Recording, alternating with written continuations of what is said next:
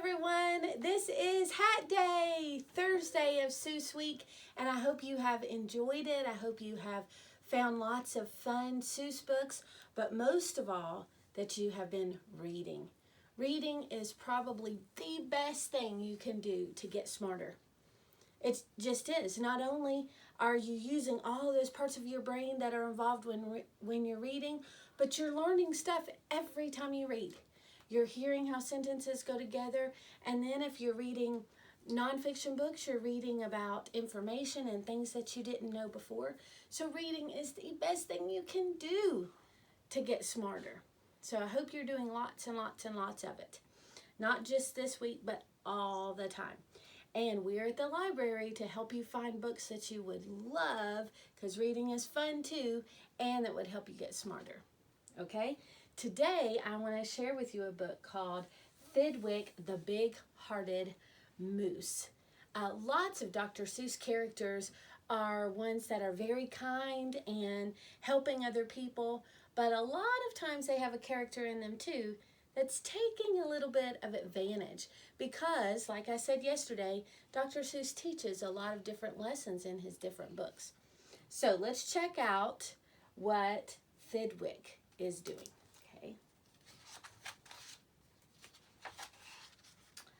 Up at Lake Winnebago, the far north shore, lives a huge herd of moose, about 60 or more. And they all go around in a big happy bunch looking for nice tender moose moss to munch. Up at Lake Winnebago one day, they were lunching, just strolling along and enjoying their munching, for the moose moss that day was especially fine, when it happened that Thidwick, the last moose in line, saw a bingle bug sitting. The bug called out, "Hey, it's such a long road and it's such a hot day. Would you mind if I rode on your horns for a way?" "Of course not," smiled Thidwick, the big-hearted moose. "I'm happy my antlers can be of some use. There's room there to spare and I'm happy to share. Be my guest and I hope that you're comfortable there." So the bingle bug picked out a nice easy seat and the moose went on looking for moose moss to eat. Well, an hour or so later, the bug heard a squeak, and he heard the small voice of a tree spider speak. "I say," said the spider, "you've got a fine place. That moose seems quite friendly, has such a nice face. If I got on too, do you think he would mind?" "Hop aboard," laughed the bug, "and I think that you'll find that the moose won't object. He's the big-hearted kind." "I accept," said the spider with joy and delight, and he started a web on the horn to the right. While the spider was spinning, he heard a happy song, and a fresh little zinazoo bird came along. He stopped, and he stared, and he chirped. "Well, well, well, what a smart place to build, what a great place to dwell.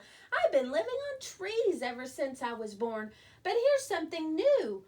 Why not live on a horn? If there's room there for two, then there's room there for three. There's plenty of room," laughed the bug, "and it's free." Thidwick stopped walking. What was all that talking? These guests had caught Thidwick the moose unawares. "Hey," he called out, "what's going on there upstairs?" Do you see what's happening?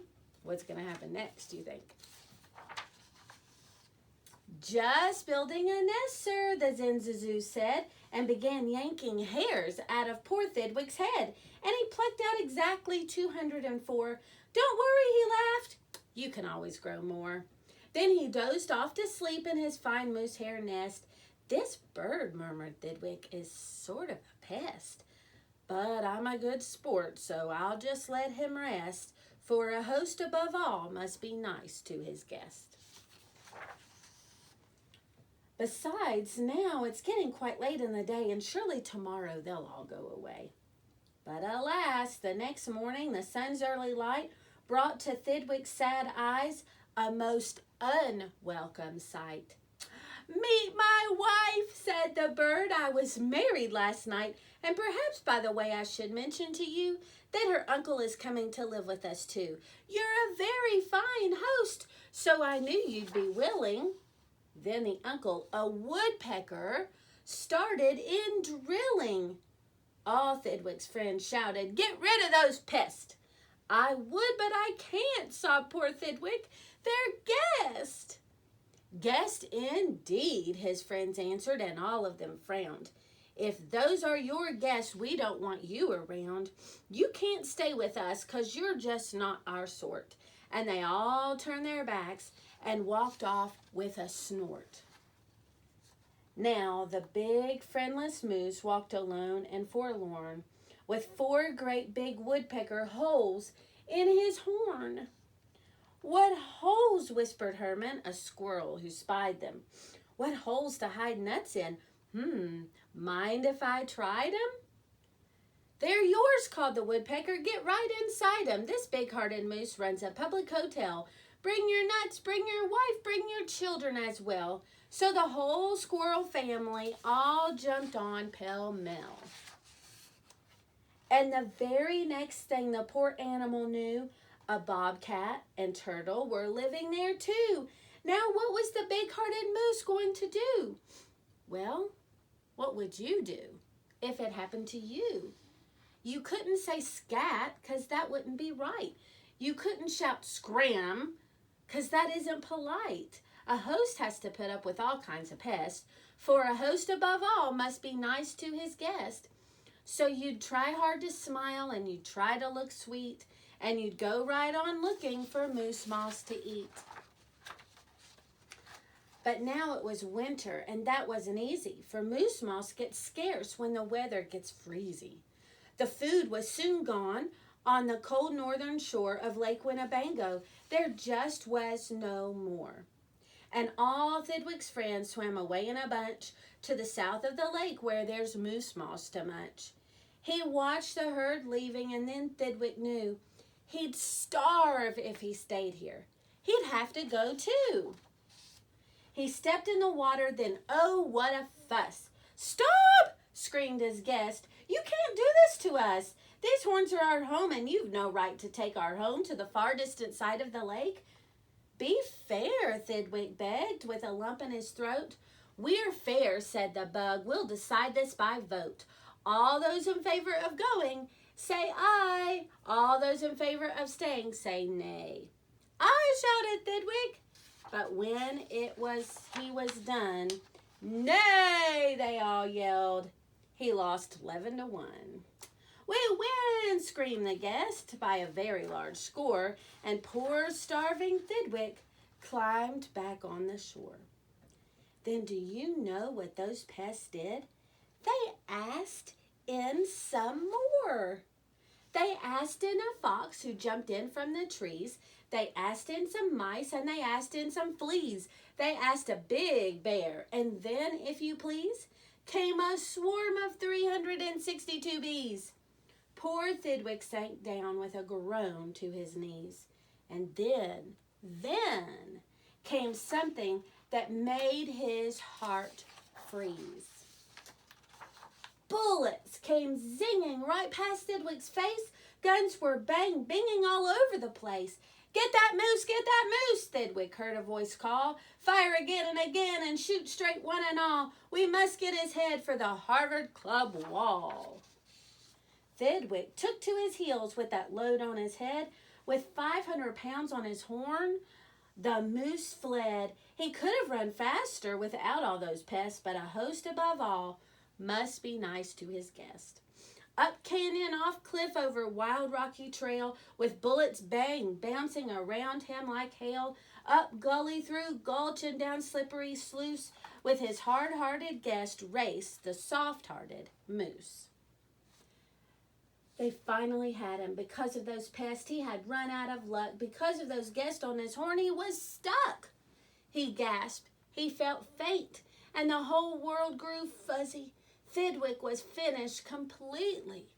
Or was he? Finished? Not Thidwick.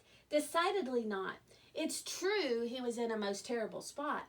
But now he remembered a thing he forgot.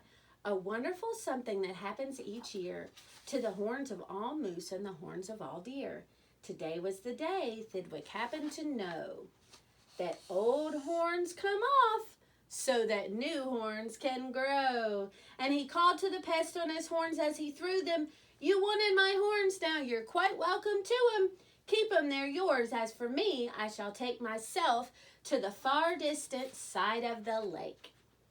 And he swam Winnebago and found his old bunch and arrived just in time for a wonderful lunch at the south of the lake where there's moose moss to munch.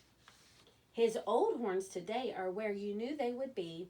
His guests are still on them, all stuffed as they should be. Okay, so wasn't that interesting? He wanted to be nice and he wanted to be kind, and they all came to his horns and he didn't want to say no. And they just piled and piled and piled and piled and piled. But he finally was able to let them go and get away. Now, here's your challenge today. I want you to take a piece of paper and I want you to draw 2 horns up the side. And I want you to see how much you could fill on your horns. How could you decorate those horns? What all could you put on them? It could be animals. It could be decoration. It could be anything. Remember, the point is your creativity and your thinking. I hope you have a wonderful hat day for those of you at Golly River Elementary. And I hope to see you at the library soon. Goodbye.